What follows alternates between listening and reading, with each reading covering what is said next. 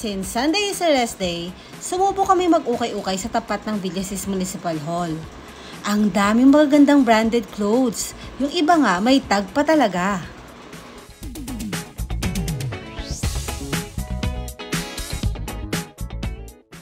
Meron ding iba't ibang items na mabibili like wooden handicrafts. Dito, 60 pesos lang ang bawat item. Kaya kahit pambahay lang hinahanap ko, sulit pa din kaysa bumili ako sa mall, 'di ba? Nakabili ako ng 10 perasong damit for only 600 pesos. O diba, ang saya!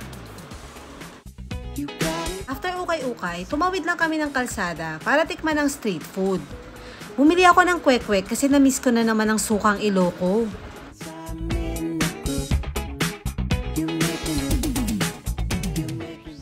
Alam nyo naman kaming mga Ilocano, suka lang ang katapat sa kahit anong pagkain.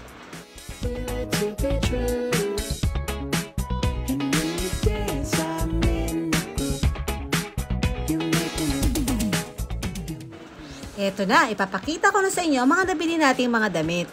Ang gaganda ng mga napili ko. Karamihan nga may tag pa. Super sulit at saya ng experience and I'll definitely do it again. Sana nagustuhan niyo ang vlog ko. Hanggang sa susunod nating ukay adventure. Don't forget to like, share, and subscribe. Bye!